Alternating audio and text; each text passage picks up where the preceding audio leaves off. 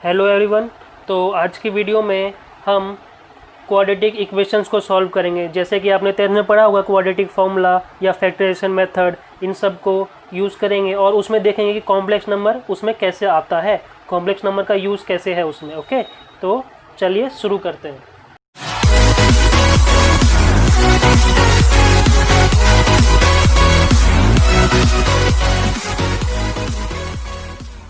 तो quadratic equation को समझने से पहले कुछ बेसिक देख लेते हैं। तो कॉम्प्लेक्स नंबर में हमको पता है कि आयोटा की वैल्यू क्या होती है, √(-1). ओके, आयोटा की वैल्यू कितनी होती है, √(-1), ये हमको पता होना चाहिए। आयोटा स्क्वायर कितना होता है, ये भी हमको पता होना चाहिए। आयोटा स्क्वायर मैंने बताया हुआ है, आयोटा इंटू आयोटा, यानी कि √(-1) इंटू √(-1), ये कितना होता है, -1। तो आयोटा स्क्वायर की वैल्यू हमको पता है -1 होता है।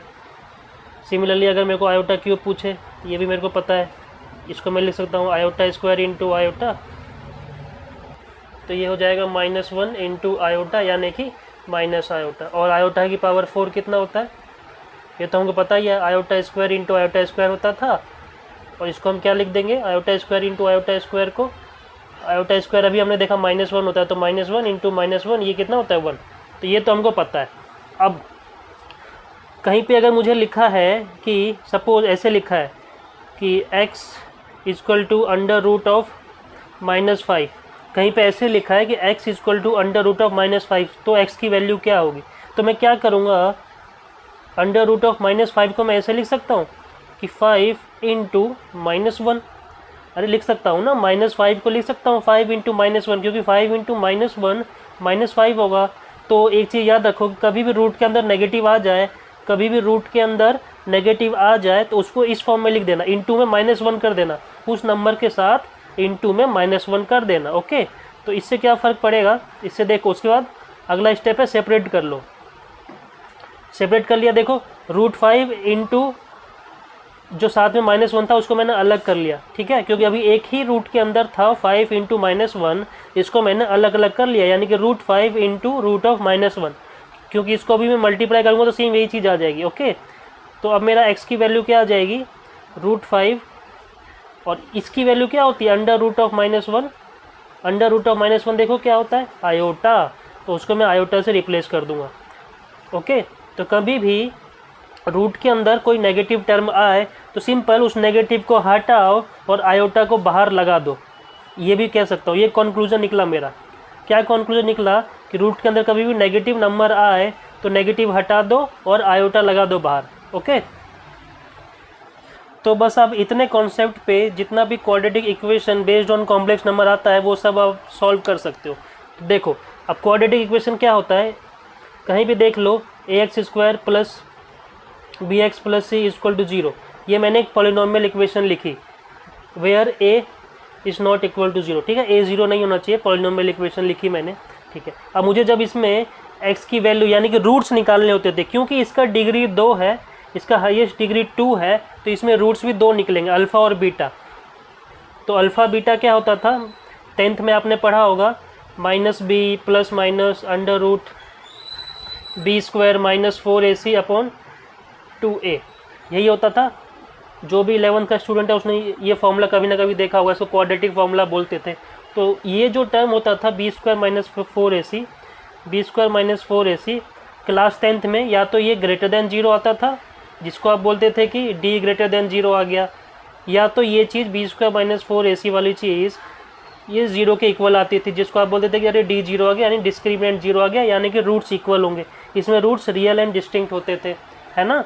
अभी तक तो यही दोनों केस आता था, लेकिन कॉम्प्लेक्स नंबर में क्या होगा कि जो मेरा डिस्क्रिमिनेंट की वैल्यू होगी b² - 4ac, ये लेस देन 0 आएगा, लेस देन 0 आएगा, यानी कि डिस्क्रिमिनेंट लेस देन 0 आएगा।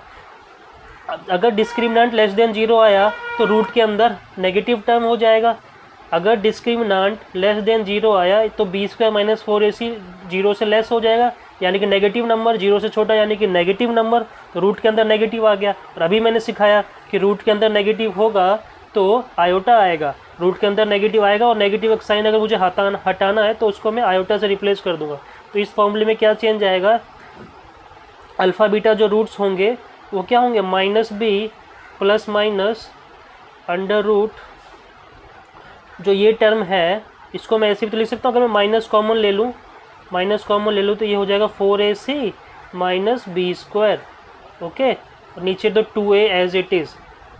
अब अगर इस माइनस को मुझे हटाना है तो अभी मैंने सिखाया कि रूट के अंदर जब भी माइनस आ जाए तो उसको क्या करो, माइनस हटाओ और आयोटा लगाओ, तो ये हो जाएगा 4ac माइनस बी स्क्वायर, और आयोटा मैंने बाहर लिख दिया, ये 2a। बस ये हो गया कॉम्प्लेक्स नंबर में अल्फ़ा और बीटा यानी कि रूट्स निकालने का फॉर्मूला, सिंपल, ओके। तो मैंने क्वेश्चन लिया है और मुझे इसमें क्वेश्चन में रूट्स निकालने हैं, इस पॉलिनोमियल इक्वेशन का रूट्स निकालना है, तो चलिए निकालते हैं। अगर आपको कोई फॉर्मूला नहीं पता, जो कि अभी मैंने पीछे बताया था, नहीं पता है तो भी मैं इसको निकाल सकता हूँ। कैसे, मुझे दिख रहा है ये पॉलिनोमियल इक्वेशन है, तो a की वैल्यू कितनी है यहाँ पे 2, b की वैल्यू कितनी है यहाँ पे -4 और c की वैल्यू कितनी है यहाँ पे 3। मैंने कंपेयर कर लिया, किससे कंपेयर कर लिया, ax² plus bx plus c से मैंने कंपेयर कर लिया। तो जैसे ये मुझे पता चल गया तो अब मैं बता सकता हूँ कि रूट्स क्या होंगे, जो अल्फ़ा बीटा रूट्स होते थे वो क्या होता है। फिर से मैं फॉर्मूला लिख देता हूँ, minus B plus minus under root, अभी मैं b² माइनस 4ac ही लिखता हूँ, ठीक है। अभी मैं डायरेक्ट वो फॉर्मूला यूज़ नहीं कर रहा हूँ जो मेरा आया था लास्ट में, देखना उससे क्या होता है। अगर मुझे वो फॉर्मूला नहीं भी पता है तो भी आ जाएगा मेरा आंसर। कैसे, बस वैल्यूज़ पुट करो, b की वैल्यू कितनी है -4, तो माइनस ऑफ -4 कितना हो जाएगा +4, फिर plus minus under root b² यानी -4 का स्क्वायर जो कि होता है 16, माइनस फिर 4ac, 4 इंटू a इंटू सी यानी 4 2 जा 8 और 3 जा 24, तो इतना कुछ आएगा ये। और नीचे है 2 इंटू a यानी 2 2 जा 4, ये कितना हो जाएगा, ये सॉल्व होके ये हो जाएगा 4 प्लस माइनस 16 माइनस 24, 16 माइनस 24 कितना होता है, माइनस का 8 अपॉन 4। तो अल्फ़ा बीटा जो होंगे मेरे रूट्स तो क्या होंगे, 4 प्लस माइनस, देखो रूट के अंदर नेगेटिव नंबर आ गया ना, रूट के अंदर नेगेटिव नंबर आ गया तो रूट के अंदर नेगेटिव हटाने का एक ही चीज़ है, अभी सिखाया था ना। एक बार और बता दूँ क्या, चलो एक बार और बता देता हूँ। रूट ऑफ -8 है, इसको लिख दो रूट ऑफ 8 इंटू -1, ठीक है। 8 इंटू -1 कर दिया मैंने -8 को, उसके बाद सेपरेट कर लो, मतलब कि ये चीज़ और ये, इसको फिर आयोटा से रिप्लेस कर दो, तो ये कितना हो गया √8 आयोटा, ख़त्म, इतना सा करना था, ठीक है। तो अब मैं डायरेक्टली यहाँ फिर से लिख देता हूँ √8 और आयोटा बाहर, आयोटा रूट के अंदर मत लिख देना, आयोटा बाहर है, और डिवाइडेड बाय 4, सिंपल। ये हो गए मेरे अल्फ़ा और बीटा। मैं चाहूँ तो इसको सेपरेट भी कर सकता हूँ, कैसे, अल्फ़ा मेरा क्या हो जाएगा 4/4 प्लस √8 आयोटा अपॉन हो जाएगा, बीटा मेरा हो जाएगा 4/4 माइनस √8 अपॉन 4 आयोटा। अगर कुछ कैंसिल हो रहा है तो कर लो, देखो ये कैंसिल हो गया। और √8 को मैं क्या लिख सकता हूँ, √8 को मैं लिख सकता हूँ 2√2, √8 को लिख सकता हूँ 2√2, तो इससे ये कैंसिल हो जाएगा 2 टाइम्स। और यहाँ भी मैं √2 और 2 में कैंसिलेशन कर सकता हूँ, √2 में और 2 में। सिमिलरली यहाँ भी कैंसिल हो जाएगा, यहाँ भी √8 को मैं लिख दूंगा 2√2 अपॉन 4, और यहाँ भी फिर कैंसिल कर दूंगा सेम ऐसे ही, ठीक है। तो मेरा फाइनल आंसर क्या आएगा, फाइनल आंसर देखो यहाँ तो कुछ नहीं बचा, यानी कि 1, 4 कट गया 1 टाइम्स में, प्लस इसको जब कैंसिल करूँगा तो ये आएगा आयोटा अपॉन √2, अल्फ़ा आ गया, और बीटा कितना आएगा, सिमिलरली 1 माइनस आयोटा अपॉन √2, क्योंकि √2 से ये 2 कट जाएगा √2 टाइम्स में, √2 से 2 कट जाएगा √2 टाइम्स में, तो नीचे √2 आ जाएगा, ओके। अल्फ़ा और बीटा ऐसे निकालना है। कुछ बच्चे कह रहे हैं कि एक और क्वेश्चन लेके कराओ, तो मैंने एक और क्वेश्चन ले लिया, ओके। देखो क्या लिया, x² माइनस 4x प्लस 13 = 0, यहाँ भी x की वैल्यू के लिए सॉल्व करना है हमको। चलिए सॉल्व करते हैं। x की वैल्यू निकालना मतलब रूट्स निकालना है, इस क्वेश्चन के रूट्स निकालना यानी अल्फ़ा बीटा निकालना, ओके। चलिए सॉल्व करते हैं। हमको पता है a की वैल्यू कितनी होगी 1, b की वैल्यू कितनी होगी -4, c की वैल्यू कितनी होगी 13। मैंने कंपेयर कर लिया ax² plus bx plus c से, ओके। इतना तो अब आ गया होगा। अब मैं लिखूंगा फॉर्मूला क्या होता है x निकालने का, या अल्फ़ा बीटा या x कुछ भी लिख सकते हो यहाँ पे। तो -b plus minus under root b² minus 4ac upon 2a। मैं बार बार फॉर्मूला इसलिए लिख रहा हूँ, जिसको नहीं पता उसको भी अब याद हो जाए। तो x की वैल्यू कितनी हो जाएगी, -b यानी कि 4 plus minus under root B square यानी कि 16 माइनस 4ac, 4 इंटू ए तो मेरा 1 है और सी मेरा 13 है, तो 4 इंटू 1 इंटू 13, तो ये कितना हो जाएगा 13 4 जा 52। डायरेक्ट मैं यहाँ 52 लिख देता हूँ, लिख दिया मैंने 52 और नीचे 2a यानी कि 2 इंटू 1 यानी कि 2 सिंपल। तो x की वैल्यू हो गई -4 प्लस माइनस, इसको आपस में सब्ट्रैक्ट करेंगे तो कितना हो जाएगा, प्लस का 16 है और माइनस का 52 है, प्लस का 16 है और माइनस का 52 है, तो ये कितना हो जाएगा, तो ये हो जाएगा मेरा -36। फिर वही रूट के अंदर नेगेटिव नंबर आ गया, रूट के अंदर नेगेटिव मतलब ही इमेजिनरी होता है ना, इसको हटाओ, नेगेटिव साइन को हटाया मैंने, उसकी जगह आयोटा लगा दिया। अब बताने की जरूरत नहीं कि आयोटा क्यों आ रहा है, अपॉन में 2, तो ये कितना हो गया 4 अपॉन में 2 प्लस माइनस रूट 36 कितना होता है 6, ये तो सबको आता होगा, अपॉन 2 आयोटा। इसको कैंसिलेशन कर लो, ये 2 टाइम्स में कैंसिल हो जाएगा, फिर प्लस माइनस इससे ये कैंसिल हो जाएगा 3 टाइम्स में, तो x की दोनों वैल्यू आ गई, या तो ऐसे लिख दो या ऐसे लिख दो कि x की वैल्यू आ गई 2 + 3 आयोटा एंड 2 - 3 आयोटा, सिंपल। ठीक है, अब तो अच्छे से समझ आ गया ना। तो चलिए एक और क्वेश्चन लिया सिंपल सा, 4x² + 9, इसको सॉल्व करना है, x की वैल्यू निकालनी है। इसको तो आप डायरेक्टली भी सॉल्व कर सकते हो, कैसे, 4x² = -9 हो जाएगा, मैंने बस 9 को राइट में शिफ्ट कर दिया, उसके बाद x² की वैल्यू हो जाएगी -9 अपॉन 4, ओके। फिर x की वैल्यू हो जाएगी √9 अपॉन 4, और इसको सॉल्व करेंगे तो x की क्या वैल्यू आ जाएगी, देखो माइनस हटाना पड़ेगा, माइनस हटाएंगे तो क्या लग जाएगा, रूट के बाहर आयोटा लग जाएगा, क्योंकि रूट के अंदर कभी नेगेटिव नंबर नहीं होना चाहिए ना, ओके। तो अब इसको तो मैं सॉल्व कर सकता हूँ, तो ये आ जाएगा +-3/2, यह आ जाएगा +-3/2 आयोटा, या तो ऐसे लिख दो या तो ऐसे लिख दो कि x की वैल्यू आ गई +3/2 आयोटा एंड -3 आयोटा अपॉन 2, क्योंकि x की डिग्री 2 है ना, तो 2 वैल्यूज आएंगे हमेशा, ये रहा मेरा आंसर। ठीक है, डायरेक्टली मैंने निकाल दिया इसको। तो देखो सेम क्वेश्चन मैंने लिया है 4x² + 9, अब बस मैंने सॉल्यूशन का मेथड चेंज कर दिया, मैंने ऊपर लिखा सॉल्व बाय फैक्टराइजेशन मेथड, अब मुझे इसको फैक्टराइजेशन मेथड से सॉल्व करना है, क्वाड्रेटिक फार्मूला वाला नहीं यूज़ करना है। तो इसमें देखो कैसे सॉल्व करते हैं इसको। सबसे पहले ये जो कांस्टेंट टर्म है ना, इसके साथ आयोटा स्क्वायर लगा लो, कांस्टेंट टर्म के साथ हमेशा क्या लगा लो, आयोटा स्क्वायर। तो 9 के साथ मैंने लगा लिया आयोटा स्क्वायर, जब भी फैक्टराइजेशन मेथड से सॉल्व करने आए हमेशा कांस्टेंट टर्म के साथ आयोटा स्क्वायर लगा लो, और जब आयोटा स्क्वायर लगाओगे तो आयोटा स्क्वायर की वैल्यू कितनी होती है -1, तो -1, तो यहाँ पे एक माइनस लगा लो, क्यों, क्योंकि ये हमको -1 देगा और एक माइनस हमने लगा लिया, तो ये दोनों मिलके हमको वापस वही स्टेप दे देगा जहाँ से हमने क्वेश्चन शुरू किया था, ओके। अगर मैं आयोटा स्क्वायर लगा रहा हूँ तो उसके बदले माइनस भी लगाना पड़ेगा, अगर मैं आयोटा स्क्वायर लगा रहा हूँ तो उसके बदले माइनस भी लगाना पड़ेगा, ताकि ये दोनों एक दूसरे को कंपनसेट कर सके, क्योंकि आयोटा स्क्वायर खुद -1 होता है, माइनस मैंने लगा लिया एक अपनी तरफ से, तो माइनस माइनस प्लस का 9 वापस आ जाएगा, ओके ना।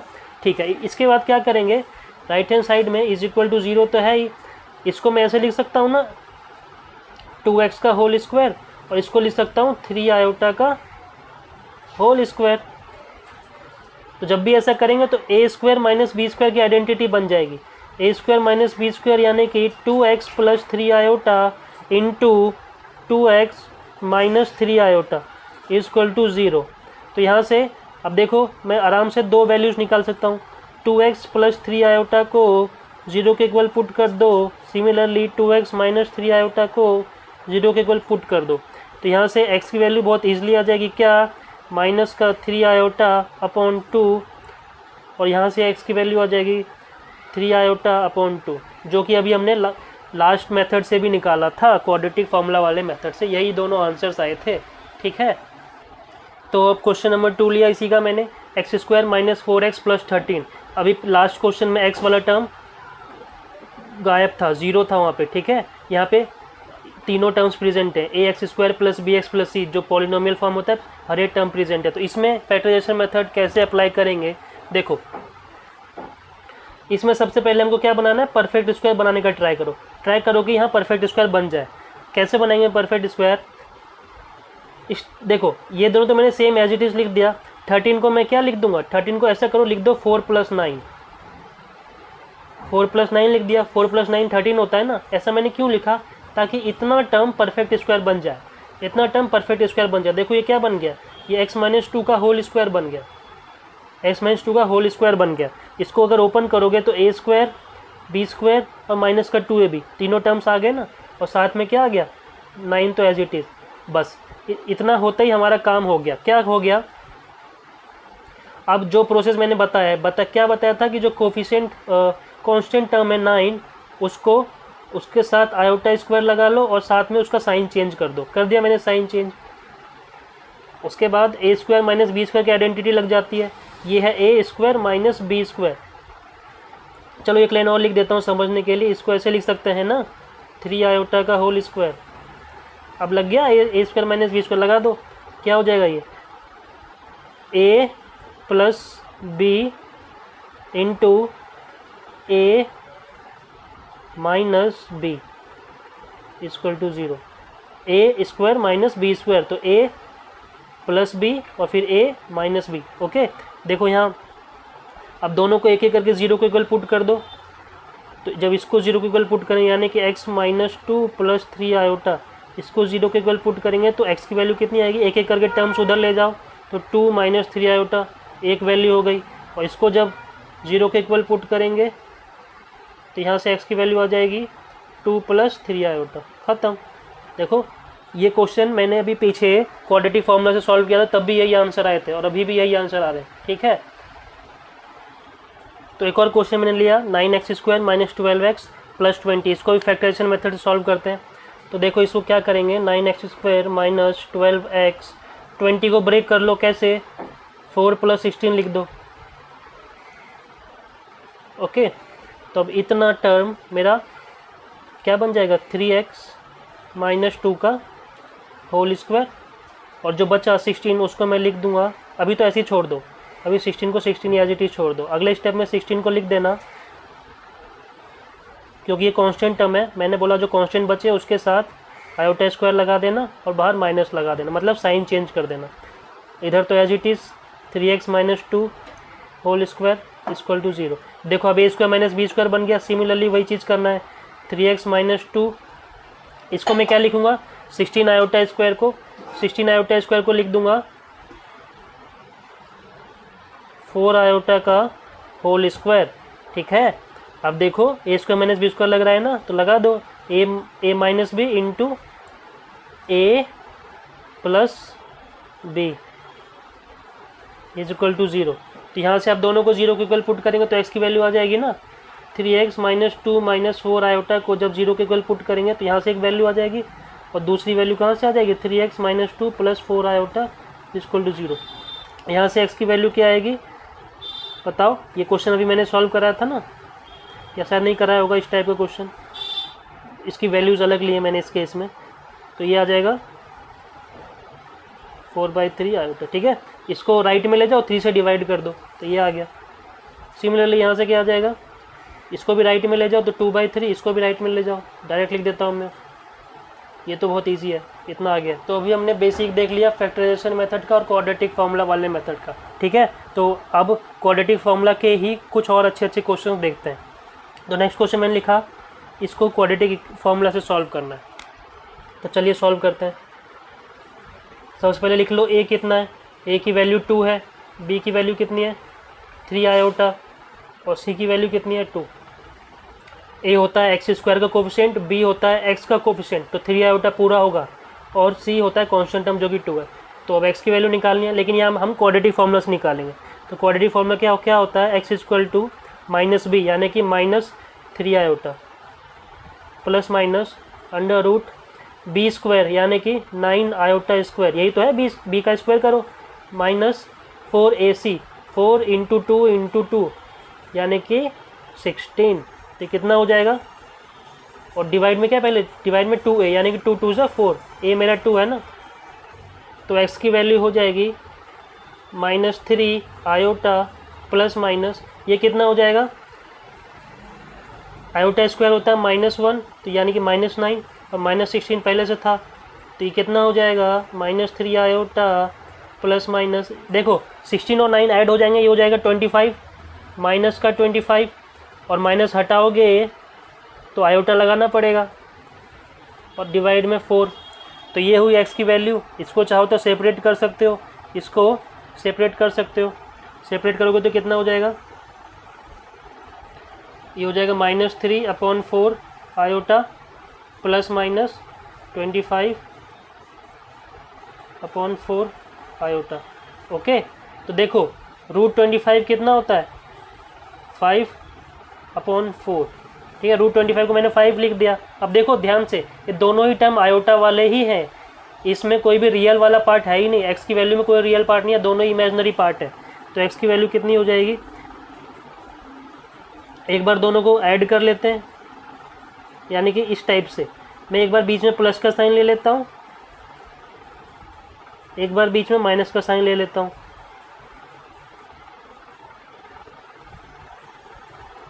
ठीक है ना, तो x की वैल्यू क्या हो जाएगी, जब मैंने प्लस का साइन लिया तो ये हो जाएगा, देखो एलसीएम लो, इसको ऐड करो तो ये हो जाएगा 2/4 आयोटा, 2/4 यानी कि 1/2 आयोटा, या आयोटा/2 कैसे भी लिख दो।